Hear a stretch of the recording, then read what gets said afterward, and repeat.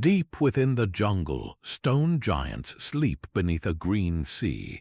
The ancient Maya were master builders and brilliant astronomers, yet time has swallowed many of their greatest achievements. We are uncovering 25 of their most forgotten temples, places where history whispers from behind thick vines and crumbling stone. By the end, you will possess a secret map to a lost world of kings, cosmic rituals, and unanswered questions. Why did a civilization capable of such grandeur simply walk away from its cities, and what profound secrets are still hidden within these silent structures? What does it feel like to stand before a monument that has waited 1,000 years to be found? Its sheer scale defies belief, a mountain of stone and earth built by human hands.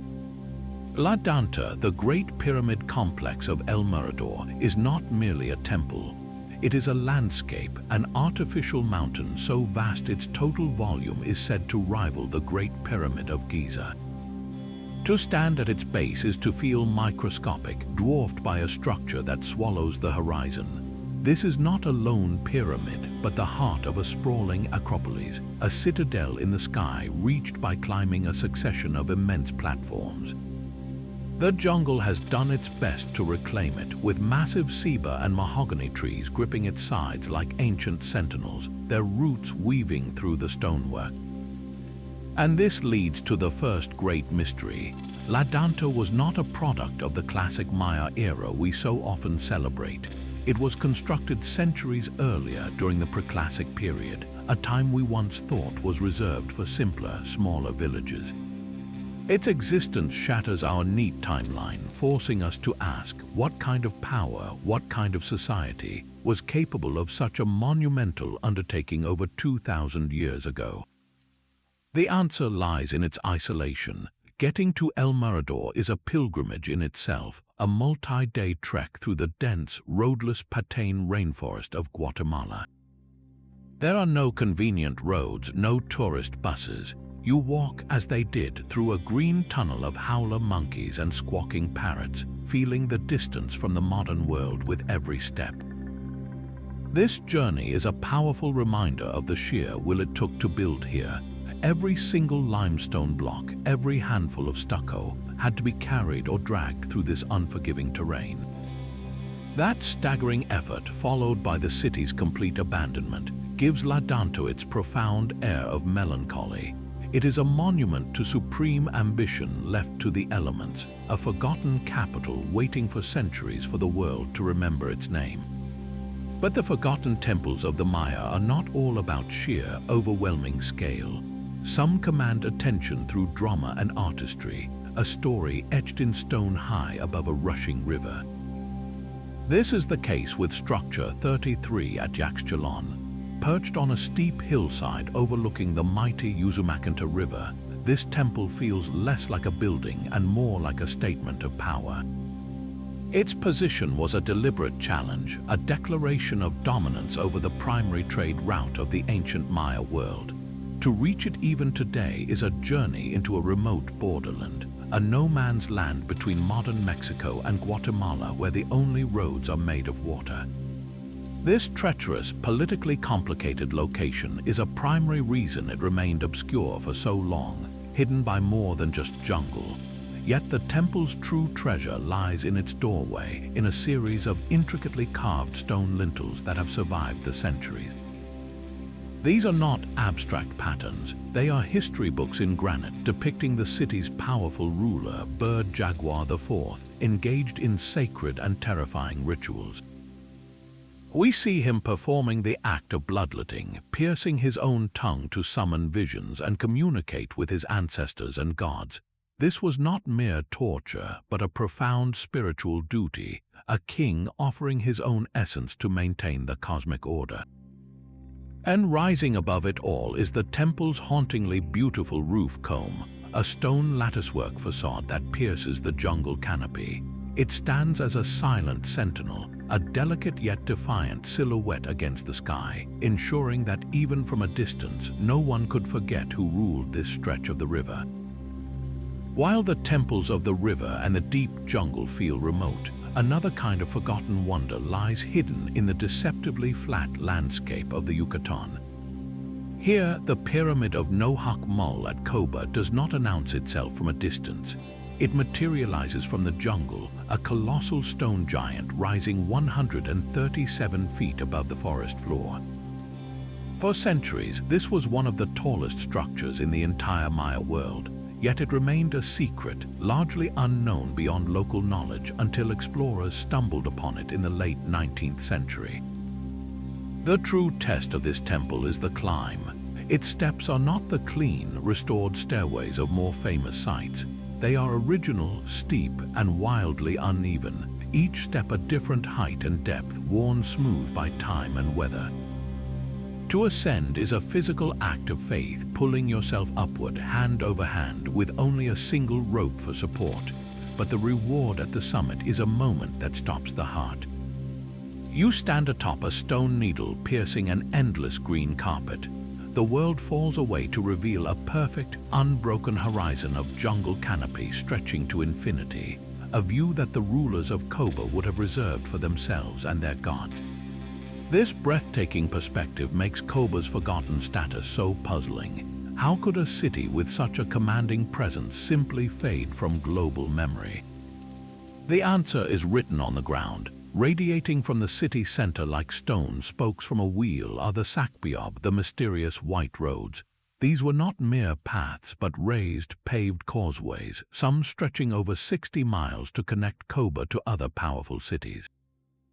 They were the superhighways of their day, proof that this was not an isolated shrine but the pulsing heart of a vast commercial and political network. To walk one of these silent, straight roads today, vanishing into the thick trees, is to feel the ghost of that traffic, the memory of merchants, messengers, and armies that have long since turned to dust. The jungle has reclaimed its dominion, but the stones of Coba and its long, white road still whisper of a metropolis that once held sway over the land. Yet even the sprawling network of Coba could not protect every secret. Far to the north, in the heart of the Yucatán, the city we call Balam, the Black Jaguar, slept beneath a man-made mountain. Its centerpiece is the Acropolis, a colossal layered complex of palaces, temples, and tombs that rises like a tiered cake from the flat forest floor. For over 1,000 years, this giant kept one of the most breathtaking artistic treasures of the Maya world completely hidden, not by jungle but by its own builders. Deep within the core of the pyramid, they constructed a tomb for their king, Yucatán KTOK adjective, and then they sealed it away behind a new layer of stone and plaster. This act of deliberate concealment was what saved its glory. When archaeologists carefully excavated the interior, they uncovered not a dark chamber, but a portal to another world. There, in near-perfect condition, was a massive, ornate stucco facade. It depicts the open jaws of a monstrous, mythical creature, a gaping maw leading into the underworld, flanked by intricate carvings of winged figures and serpents. The preservation is so startling, the colors and sharp details so vivid, it feels as if the artist just stepped away. You are not looking at a worn relic, but at a living piece of sacred art, a king's terrifying and magnificent gateway to the afterlife frozen in time. This discovery alone would make Balam unforgettable, but its history holds a deeper puzzle. This was not some ancient, abandoned ruin when the Spanish arrived. Balam was a thriving, active ceremonial center well into the 16th century.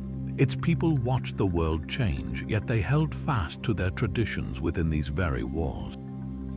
How does a city of such power and artistic genius, a place so vital it survived the collapse of its neighbors, simply vanish from memory so completely that we do not even know its true name? Balam is a name given by modern times, a label for a place whose own identity was erased not by sudden catastrophe, but by the slow, quiet forgetting of centuries.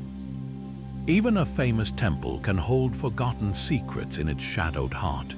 The Temple of the Inscriptions at Palenque rises from the misty foothills of Chiapas, a pyramid most people recognize. But its fame often obscures its true revolutionary mystery, a secret buried for 12 centuries. The temple gets its name from the 3 stone panels covered in over 600 hieroglyphs, a cryptic text running down the inner walls of its summit shrine. For generations, scholars saw it as just another imposing structure, a place for rituals high above the ground. The idea that it might be something more, a royal tomb of unparalleled grandeur, seemed impossible. That all changed because of a single man's curiosity. In the 1950s, the archaeologist Alberto Roslulia noticed something everyone else had missed, a single stone slab in the temple floor with a curious row of plugged holes. It looked like a ventilation shaft, but why would a building need to breathe from its foundation? His team spent 4 arduous seasons carefully removing the rubble-filled staircase that descended from that slab, a passage the Maya builders had deliberately sealed with tons of stone.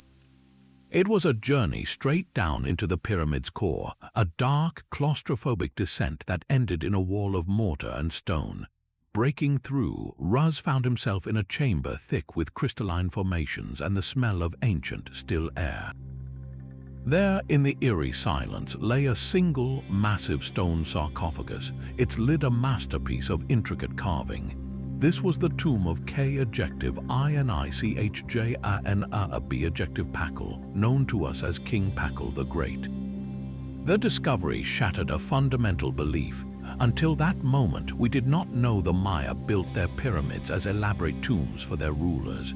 This was not just a temple for the living to approach the gods, it was a gateway for a king's journey to the afterlife. The carvings on the lid depicted Pakal not in death, but in a moment of cosmic rebirth, falling down the world tree into the underworld, a powerful symbol of eternal cycle. His story, his name, and his monumental resting place were almost erased by time, saved only by a sealed staircase and an archaeologist who wondered about a few strange holes in a stone floor. Yet even the most celebrated ancient city can hide its quieter stories in plain sight. Everyone knows Tikal, with its iconic skyline of towering pyramids piercing the jungle canopy. But while thousands of visitors climb the mighty temple of the 2-headed serpent for its famous view, they often turn their backs on the structure that completes the scene. Directly across the Great Plaza, facing its grand counterpart, stands Temple II, the Temple of the Masks. It is a masterpiece of balance and symmetry, the steady anchor to the plaza's grand design, yet it remains in the shadows, the forgotten half of Tikal's most famous postcard. Its story is not one of lonely isolation, but of being overlooked in a crowd. Its grandeur is more intimate, its power more subtle. Flanking the central staircase are 2 enormous, stylized masks, their features worn by centuries of rain but still projecting a formidable presence. These are not portraits of individuals but representations of deities, perhaps the mountain god or other powerful spirits, acting as eternal guardians of the sacred space. They watch over a secret that makes this temple profoundly important. Deep within its core, many archaeologists believe, lies the tomb of a queen, Lady 12 Makor, the wife of the great King Yaxchilán, K-adjective a W-I-I-L the First. Think of that for a moment. While her husband was laid to rest in the magnificent tomb inside the Grand Temple, one across the plaza, she was given this equally honorable resting place, a mirror in death that reflected their partnership in life. Her temple, therefore, is not a secondary monument. It is a testament to the crucial, often understated role of women in Maya royalty, a queen's story told in stone and earth. How many people walk across that vast plaza without ever realizing they are passing between the eternal chambers of a royal couple? One story shouted from the treetops, the other waiting patiently in the shade to be heard. But even the royal tombs of Tikal had a rival, a city whose power once cast a long shadow over the entire Maya world. Deep in the dense, roadless expanse of the Calakmul biosphere reserve lies a different kind of forgotten giant. This is Structure 2, the central pyramid of the ancient city of Calakmul, the capital of the formidable Kingdom of the Snake. Its scale is almost incomprehensible, a man-made mountain of stone that ranks among the largest structures the Maya ever built. For centuries, this colossal pyramid did not need to be hidden by its builders. It was concealed by the sheer, overwhelming remoteness of its location. The journey to reach it today is a testament to that isolation. A long, bumpy drive on a single-lane road carved through a protected jungle so vast and untamed it feels like the edge of the world. This extreme seclusion is the very reason it slept for so long, its immense vegetated bulk acting as a perfect time capsule. While more accessible sites were excavated and studied, Calakmul's Great Pyramid remained shrouded in a living blanket of trees, its countless secrets preserved within an unexcavated core. What makes this so compelling is the contrast. We know from inscriptions at other cities that Calakmul was a superpower, a kingdom that challenged Tikal itself in a centuries-long struggle for dominance. Its rulers were among the most powerful in the Maya world, yet their greatest monument, the physical symbol of their might, was left to the jungle, its history slowly being erased by roots and rain. To stand before it now is to witness a paradox, a structure of immense importance that feels utterly abandoned. A sleeping giant holding stories of war, politics, and cosmic ceremony that we are only just beginning to read. That same sense of mystery, of a story half-remembered, hangs over the Great Pyramid at Yaxchilán. While the temples of the deep jungle feel like lost giants, the magician's pyramid stands in the open, a structure so bizarre it defies the very rules of Maya architecture. Its base is not a square but a soft oval, and its sides rise in an almost impossibly steep, rounded sweep toward the sky. It looks less like a pyramid and more like the home of a powerful sorcerer, which is precisely what local legend claims. The story, passed down for generations, says this pyramid was not built by human hands over decades, but by a magical dwarf king who constructed it in a single night to win a challenge against a human ruler.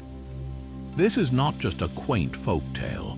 It is the living memory of a place so extraordinary that its very existence demanded a supernatural explanation. And while Yaxchilán itself is a famous destination, this specific magical narrative is often lost, overshadowed by the site's sheer grandeur. The true magic, however, is carved into its stone skin. Covering the entire facade are hundreds of intricate, repeating masks of the rain god Nohoch. His long, curled nose, a symbol of lightning and life-giving rain, projects from every surface a hypnotic, textured mosaic of divine power. In a land where water was everything, this pyramid was a permanent, desperate prayer for survival, a monumental plea to the gods carved in stone. To walk around its base is to be watched by 1,000 stone faces, each one a reminder that for the Maya, the line between a king, a magician, and a conduit to the gods was often beautifully, terrifyingly blurred.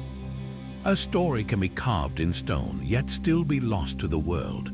In the lush valley of Yucatán, a temple was built to be an open book, a permanent record of a royal dynasty stretching back across generations.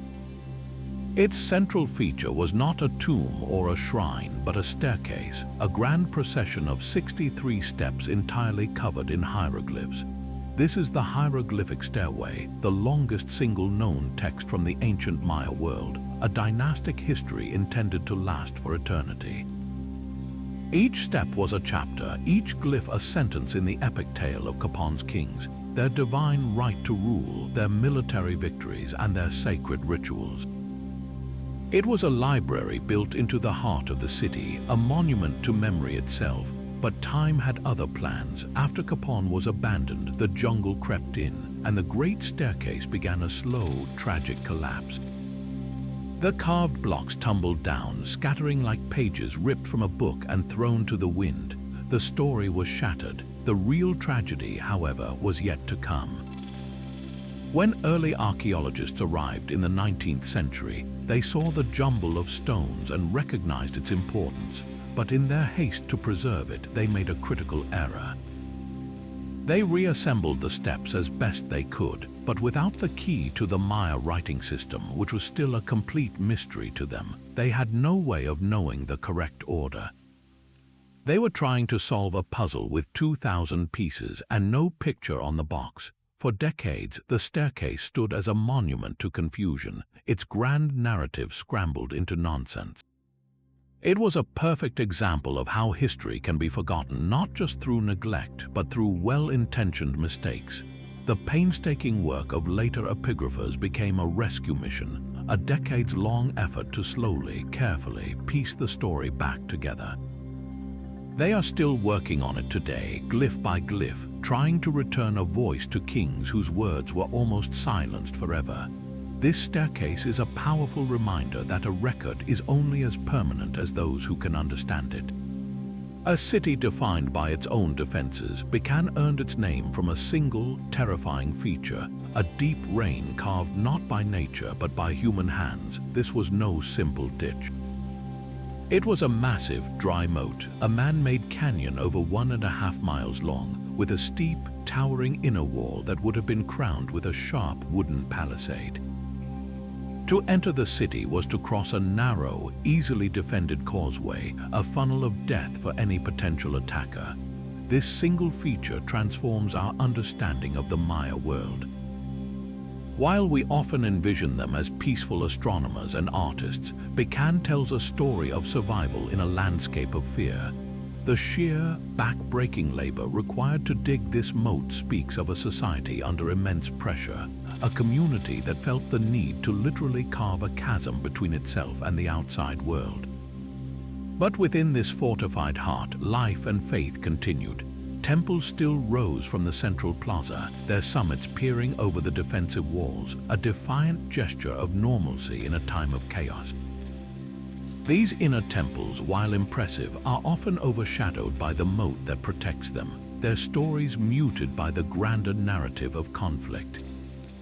The very earthwork that secured Balam's survival for generations is what sealed its ultimate fate, contributing to its obscurity. When the wider political landscape eventually stabilized, this heavily fortified city, built for a specific kind of war, may have found itself isolated and strategically irrelevant. Its great defense became a relic, a symbol of a forgotten struggle, and the jungle slowly moved in to fill the great ditch, burying a city that had tried so hard to protect itself from the world. Some temples were forgotten by the world, but the Temple of the Masks at Cohenlik was deliberately forgotten by its own people. Nestled in the dense jungle of Quintana Roo, far from the coastal tourist trails, this structure guards a secret in its central staircase. There, flanking the main ascent, are a series of enormous, breathtaking stucco masks, each one a portrait of the sun god Kinish Ahau. These are not small carvings. They are monumental faces, each standing taller than a person, their features projecting from the temple's side with a serene and powerful presence. What makes them utterly unique is their state of preservation. The colors are still vibrant, the intricate details of the god's headdress and his large, stylized eyes are sharp and clear. They look as if they were completed yesterday, not over 1,400 years ago. This miracle of preservation happened because of a conscious act of concealment. The Maya themselves, for reasons we can only guess, made the decision to bury their own temple. They carefully built a new, larger earthen platform that completely encased the older structure, entombing the masks in a protective cocoon of packed earth and stone. It was not an act of disrespect, but one of profound reverence, a ritual burial meant to shelter something sacred. For over a millennium, these radiant faces of the sun god waited in perfect darkness, their existence a secret even to the descendants of those who built them. The jungle grew over the new mound, hiding it completely. The vibrant reds, blues, and greens of the stucco, which would have been bleached away by centuries of sun and rain, remained perfectly preserved in their silent, earthen tomb. They were a prayer to the sun, hidden from its light, waiting for a future they could never have imagined. A 5-story palace rises directly from the summit of a pyramid, a structure that defies easy classification. This is the heart of Edzna, a building known simply as the 5-story pyramid, and it represents a unique fusion of sacred power and practical governance. It was not merely a temple for priests to ascend, but a true administrative palace where rulers could literally look down upon their entire domain, overseeing both the spiritual and the mundane from a single commanding height. Each of its 5 distinct levels contained vaulted rooms and broad galleries, spaces for living, working, and ruling. This was a skyscraper in the jungle, a nerve center of an ancient metropolis whose true genius, however, lay not in its heights, but in its relationship with the water below. Edzna was built in a region of seasonal drought where the rains came and went with brutal unpredictability. Survival here was not a given, it was an engineered achievement. The city's architects designed an intricate latticework of canals, a web of waterways that stretched for miles, connecting the city center to the surrounding farmlands. These were not simple ditches, but carefully engineered channels that controlled the flow of water, directing the precious seasonal downpours into massive, centralized reservoirs. They transformed the entire city into a catchment system, ensuring that when the rains fell, not a single drop was wasted. This sophisticated network allowed Edzna to flourish where others might have struggled, turning a challenging environment into a breadbasket. The canals also served as transportation routes, moving goods and people right into the city's heart, making the central plaza as much a port as a ceremonial space. For centuries, this hydrological masterpiece was completely forgotten, its canals silted over and its reservoirs buried under vegetation. We only rediscovered the sheer scale of this system in recent decades, a testament to a civilization that did not just build monuments to the gods, but sculpted the very landscape to secure a future for its people. The 5-story pyramid is the crown, but the forgotten canals below are the roots that made that crown possible. The vibrant colors of a royal court, the terror of battle, and the solemnity of sacred rituals were sealed in a dark room for over 1,000 years. Bonampac's Temple of the Murals is a structure whose fame rests entirely on the art that covers its interior walls, yet for centuries the world had no idea it existed. Its 3 small chambers hold what many consider the most important pictorial record of the ancient Maya world, a cinematic sequence of frescoes that tell a complete and uncensored story. We see the pomp of courtly life, with rulers in elaborate feathered headdresses and jade jewelry presiding over ceremonies.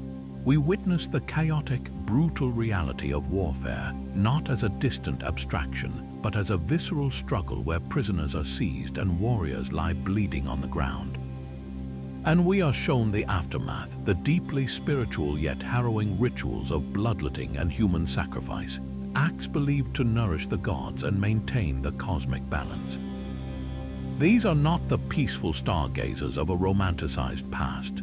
This is a complex society in all its glory and grim reality, a civilization of profound artistic beauty and deeply held beliefs that could be as severe as they were sophisticated.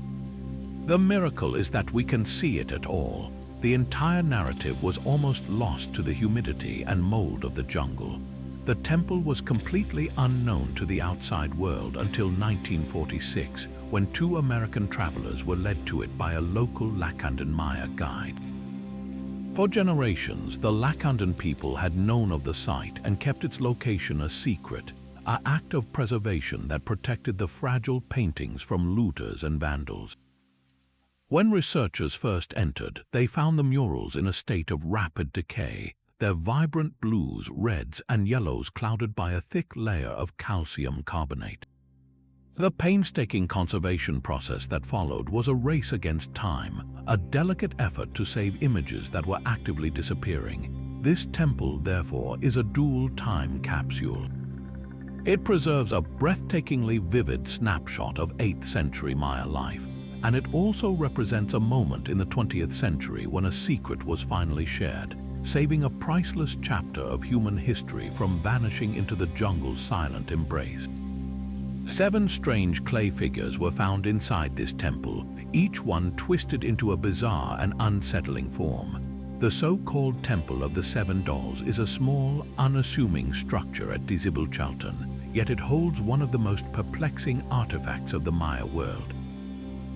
These crude, handmade figurines appear to depict deformities, perhaps representing sickness, disease, or even mythical beings from the underworld. Their discovery suggests this was not a typical temple for royal ceremonies, but a place of healing, a pilgrimage site where the sick and afflicted would come to seek a cure from the gods. The grotesque dolls may have served as offerings, physical representations of the illnesses people hoped to leave behind. But the true magic of this place was not just in its earthly purpose. It was written in the stones and the sky. The temple is a masterpiece of celestial engineering, its two doorways aligned with perfect precision to capture the rising sun. On the spring and autumn equinox, a brilliant shaft of light pierces directly through the building's core, flooding the interior with a golden glow. For a few breathtaking moments each year, architecture and astronomy become one.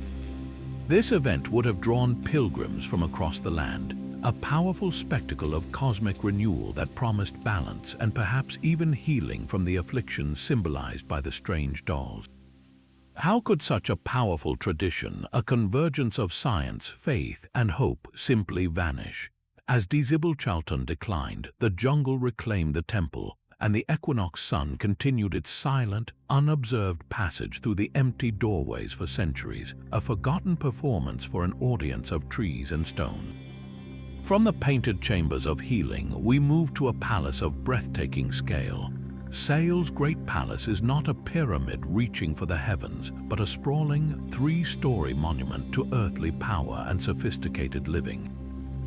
Its immense facade stretches for nearly 300 feet, a breathtaking tapestry of stone woven from thousands of slender columns that create a rhythmic, almost hypnotic pattern. This is the pinnacle of the Puuc architectural style, a region famous for its master stoneworkers. The lower level is a study in elegant simplicity, a long colonnade of plain columns that feels both grand and approachable. But as your eye travels upward, the building transforms. The second and third stories explode with intricate mosaics of stone, geometric patterns, and stylized masks of the rain god Chalk, his long, curling nose projecting from the frieze. It is a masterpiece of controlled decoration, a statement that true power does not need to shout. This was not a temple for rituals, but a bustling center of administration, a royal residence, and a social hub for the elite. You can almost hear the echoes in its many vaulted rooms and shaded porticos, the whispers of courtiers, the soft footsteps of servants, the murmured conversations of rulers overseeing their domain. And this is where the mystery deepens. A structure of such obvious importance, a palace built to last for centuries, was abandoned with a strange and sudden finality. There is no evidence of a great fire, no sign of a violent invasion. The people of Sael simply walked away, leaving their magnificent palace to the jungle. Who were the lords and ladies who called these echoing halls home? What urgent crisis or slow decay could have compelled them to leave behind such a masterpiece of secular power, a place that speaks not of gods but of the vibrant, complex society they built?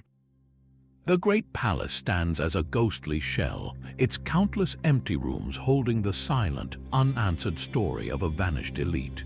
Rising 130 feet above the Mopan River, the Pyramid of El Castillo at Zunantunich commands the landscape of western Belize. Its name translates to the Stone Maiden, a ghostly figure said to haunt its steps, but the real specter here is the city's forgotten prominence. For a long time, Zunantunich was considered a secondary satellite, a mere outpost of the much larger city of Naranjo just across the modern border in Guatemala. But the stones of El Castillo have begun to tell a different story, one of a powerful city with its own independent legacy, and they are speaking through art hidden in plain sight. Wrapped around the pyramid's central core is an enormous, intricately modeled stucco frieze. This was not a small decoration, but a massive public statement, a billboard of cosmic power facing the city's main plaza. The frieze depicts a complex scene of deities and symbols, a visual map of the Maya universe. At its center sits the sun god, framed by the gaping jaws of a celestial monster, while various other gods and astronomical markers fan out around him. This was more than just religious art. It was a declaration of the king's intimate connection to the cycles of the sun, moon, and planets, a way of saying his rule was written in the stars themselves. For decades, this frieze was the site's primary claim to fame, a stunning but somewhat lonely relic. Then, archaeologists decided to look deeper, tunneling into the very heart of the pyramid beneath this frieze. Their excavations revealed something that would rewrite the city's entire history, a royal tomb chamber sealed for over 1,000 years. Inside, they found the remains of a man in his 30s, surrounded by a treasure of jade, shell, and obsidian. The wealth of the grave goods confirmed this was no minor lord but a powerful king. The placement was deliberate and profound, his body interred directly beneath the cosmic symbolism of the frieze, physically anchoring his reign and his journey to the afterlife, to the order of the universe. This single discovery shattered the old narrative. Zunantunich was not just a vassal state, it was a capital in its own right, ruled by a dynasty with the resources and the divine authority to commission a monument of staggering scale and sophistication. So why was its name and influence so completely erased? The answer may lie in the very river that flows beside it. Zunantunich was a strategic hub, controlling a key crossing point on the Mopan River, a vital trade and communication route. This position brought wealth, but it also made the city a target in the turbulent politics of the late Classic period.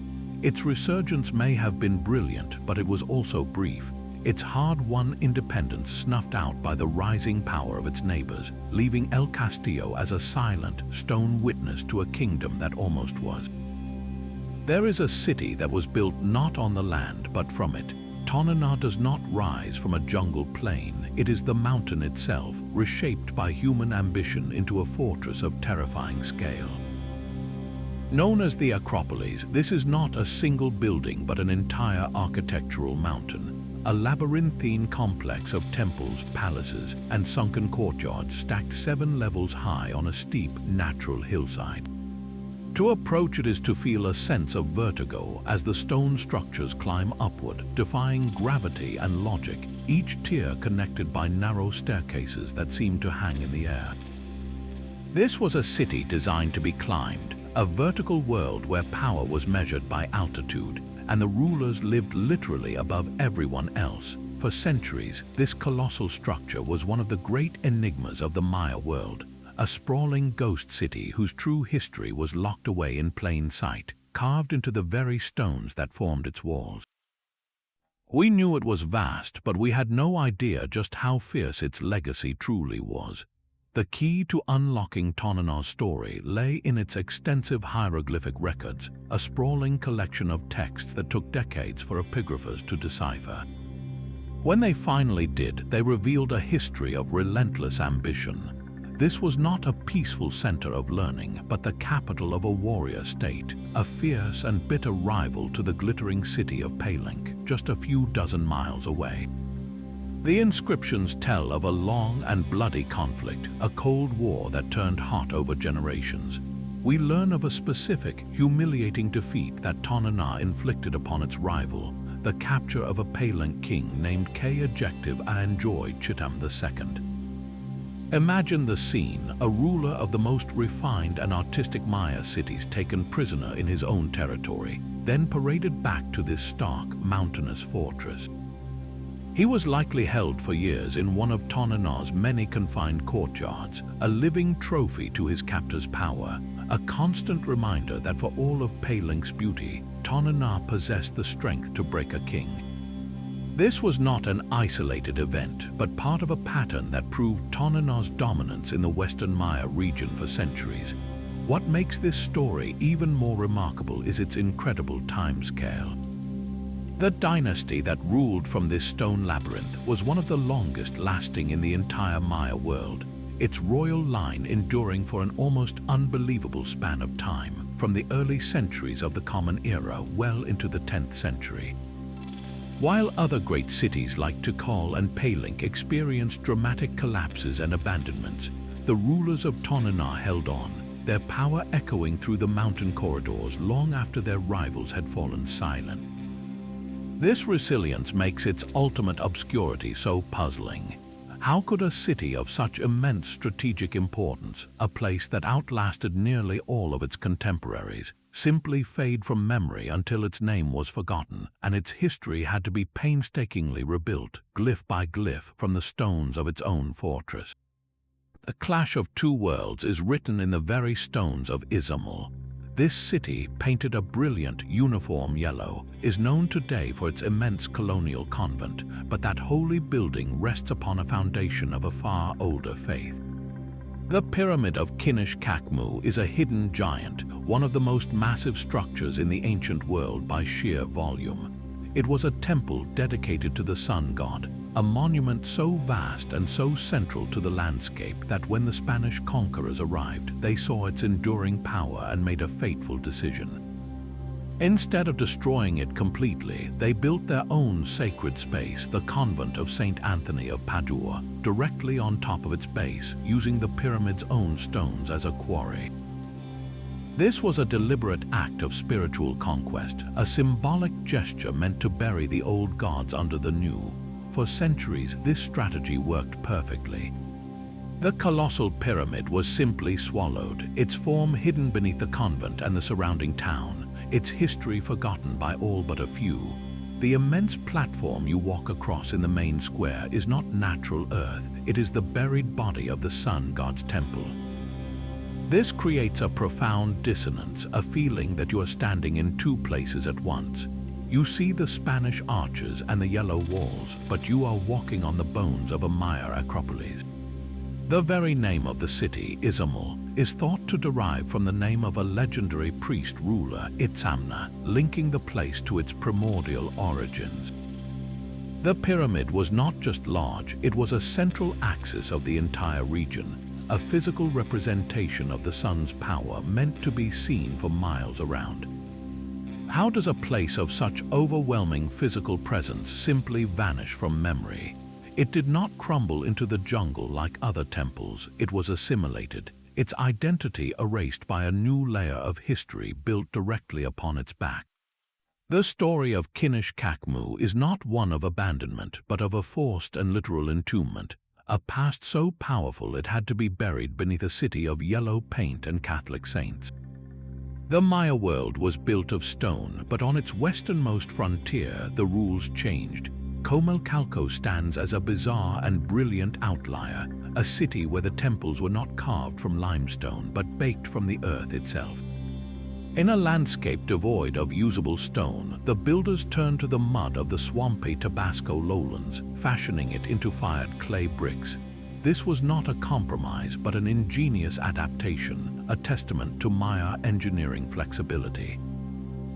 These bricks, however, hold more than just structural secrets. Many of them are canvases. Before they were fired, workers and artisans pressed their hands into the wet clay, leaving behind permanent personal signatures. Fingertips and entire palms are frozen in the masonry, a ghostly greeting from the people who built this place. Other bricks bear intricate inscriptions, short glyphs and symbols that may have acted as construction notes or ritual dedications. Each wall is a mosaic of these marked bricks, a collective story written in clay. This very uniqueness, this departure from the stone-built norm, is what kept Comalcalco in obscurity for so long. Early explorers, expecting to find the familiar limestone pyramids of other sites, largely overlooked these strange earthen mounds.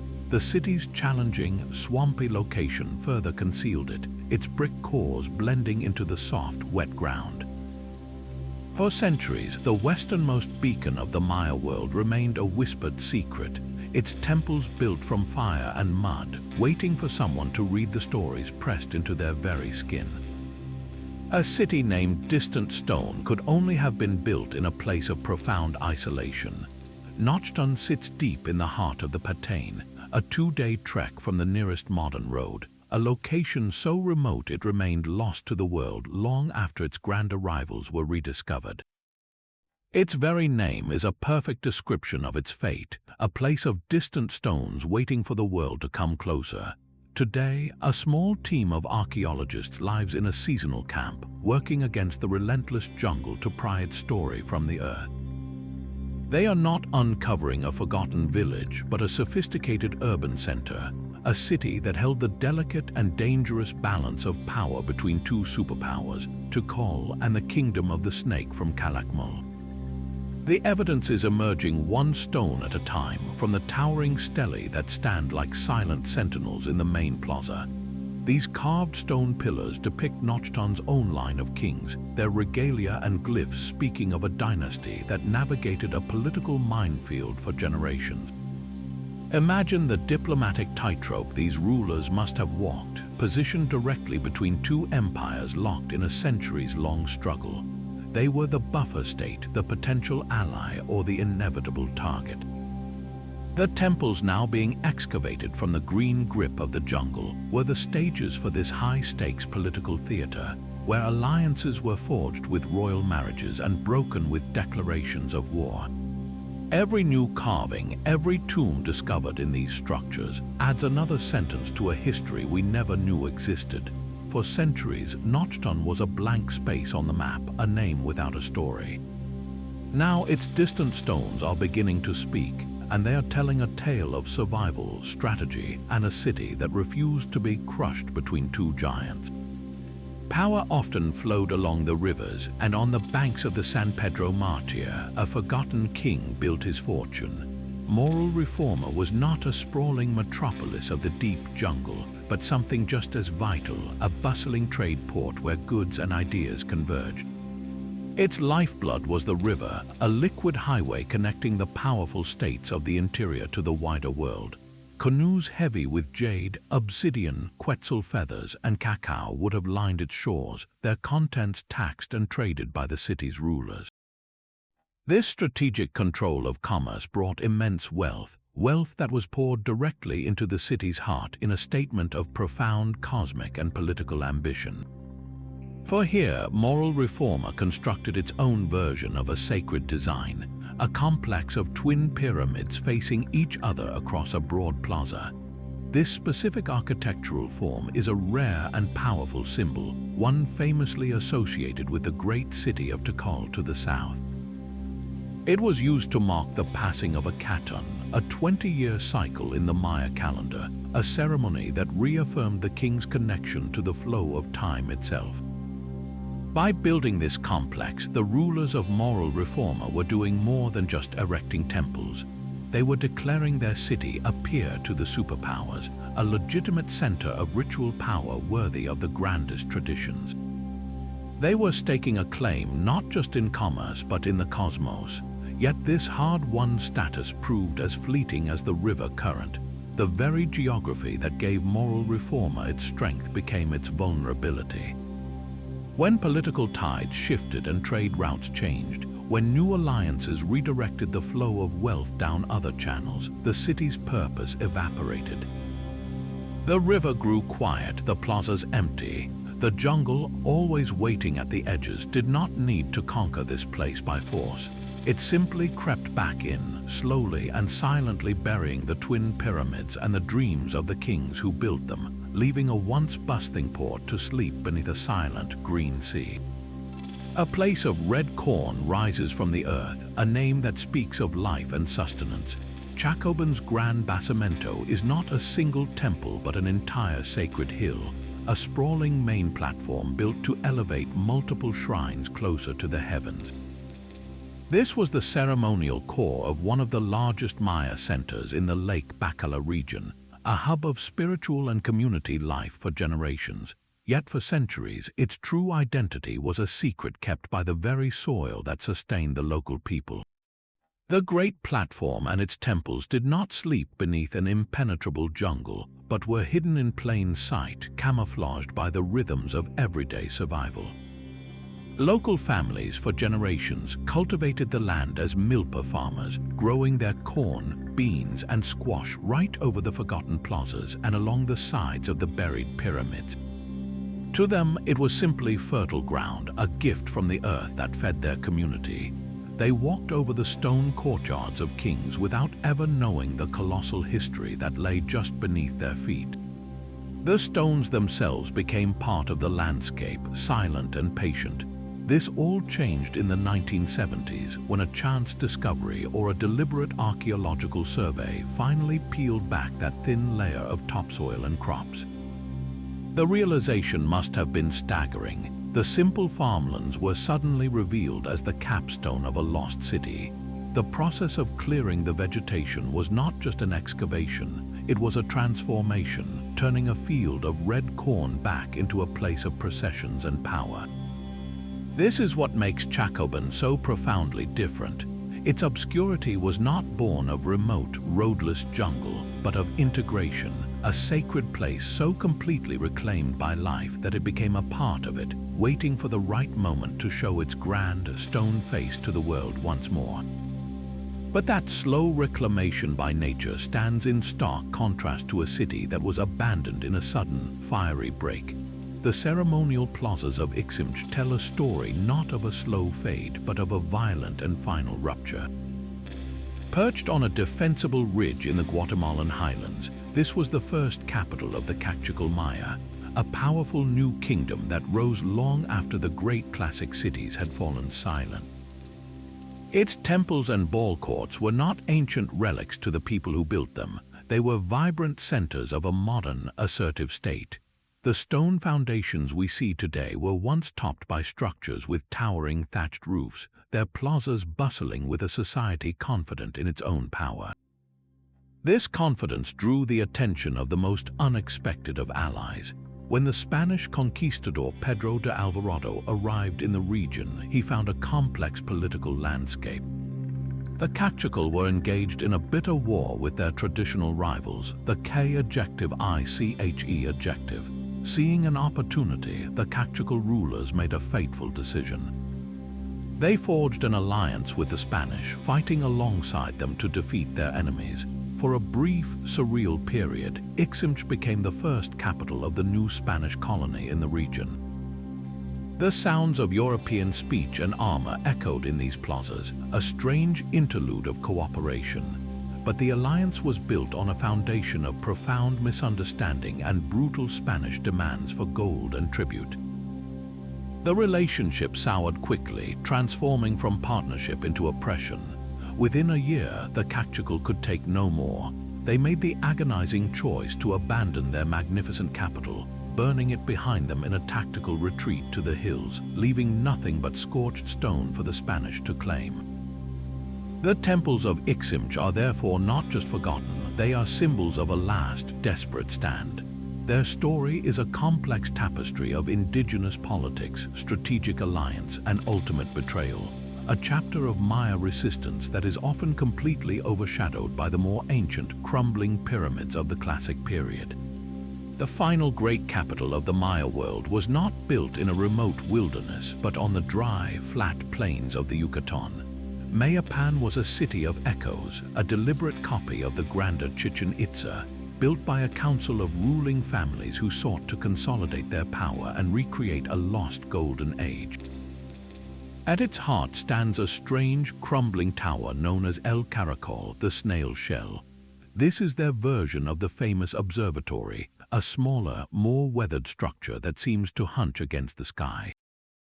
Its design is a testament to a persistent, enduring genius. A narrow, winding staircase corkscrews up through the circular core, leading to a small chamber with strategically placed windows. These were not random openings, they were precision instruments aligned to track the path of Venus, the movements of the sun, and the solstices. In this place, priests kept the cosmic calendar that ordered the world, just as their ancestors had done for centuries before them. But the stones themselves tell a different story, one of fading resources and declining ambition. The masonry is rougher, the scale more modest. This was not an age of limitless innovation, but of careful preservation, a civilization trying to hold onto the pieces of its own greatness. For 2 centuries, Mayapan thrived as a political and commercial hub, a walled city teeming with life, its streets filled with the sounds of merchants and artisans. Then, around the middle of the 15th century, it all came to a sudden, violent end. The hieroglyphic record tells of a revolt, a civil war among the ruling families that shattered the fragile alliance. The city was sacked and burned, its palaces looted, and its people scattered to the winds. This was not a slow decline into obscurity, but a political collapse that extinguished the last centralized flame of Maya power. The great capital was abandoned and left to the elements, its walls becoming a quarry for nearby villages. When the Spanish arrived less than a century later, they found only a vast, empty ruin, a place whose name and significance had already been forgotten. El Caracol, the snail shell, stood silent, its windows now framing only the empty sky, a monument to the final, failed effort to hold a civilization together. The final forgotten temple brings us to the river's edge, where trade and time conspired to create a masterpiece. Lamani, a name meaning submerged crocodile, was not swallowed by the jungle like so many others. It thrived for an astonishing 2,000 years along the banks of the New River in Belize, its lifeblood the steady flow of waterborne commerce. The city's centerpiece is the High Temple, a colossal pyramid that rises in majestic tiers above the lush canopy, a silent sentinel watching over the slow-moving water. To stand at its base is to feel the enduring power of a place that refused to die. While other great cities were abandoned during the Great Collapse, life at Lamani continued uninterrupted. Its people adapted, rebuilt, and even worshipped in the shadow of these ancient stones long after the classic era faded into memory. The river was the key, providing a constant route for exchange and connection that insulated the city from the turmoil that consumed the interior. This enduring occupation also created a remarkable time capsule. Because the site was never truly lost, its deepest secrets remain protected. Archaeologists tunneling into the heart of the High Temple made breathtaking discoveries, uncovering elite tombs sealed for centuries. Within these dark chambers, they found rulers laid to rest on beds of brilliant green jade, their faces covered by exquisite mosaic masks, their bodies surrounded by finely painted pottery filled with offerings. The preservation was so perfect it felt as if the tombs were waiting. This riverine location that fueled Lamani's prosperity for millennia is the very reason it remains one of the most important yet undervisited sites in the region. There are no sprawling parking lots or crowds here. You arrive by boat, gliding past crocodiles basking on muddy banks, the jungle pressing in on all sides. The approach itself is a journey back in time. You see the High Temple from the water, just as ancient merchants and travelers would have, its scale slowly revealing itself. This sense of arrival, of discovering a living city rather than a dead ruin, is what makes Lamani the perfect culmination to our map of forgotten places. It is a powerful reminder that some stories were never truly lost, only waiting with immense patience for us to listen. 25 temples, each a world of its own, now lie mapped in our minds. We have wandered from artificial mountains to river sanctuaries, from star-gazing towers to palaces of mud brick. This journey reveals a truth far greater than any single structure. The Maya world was not a monolith of a few famous cities, but a sprawling, intricate tapestry of kingdoms, each with its own voice, its own ambitions, and its own unique relationship with the cosmos. The legacy of this civilization lies not only in the restored grandeur of Tikal or Chichen Itza, but in these quiet, overgrown places where the stones speak in whispers. They challenge our neat timelines and our simple stories, forcing us to look deeper into the jungle's shadows. They remind us that history is not a book with a final page, but a living narrative constantly being rewritten by a falling leaf, a shifting stone, or a curious mind. Every one of these forgotten temples is an open question, an invitation to remember that the world still holds secrets waiting just beyond the path, so we pass the map to you. Of all these silent sanctuaries we have explored, which forgotten temple calls to your spirit? Which story tangled in the roots would you most want to walk into for yourself? Share your choice in the comments below, and if you are ready for more journeys into the mysteries of the past, subscribe to keep exploring with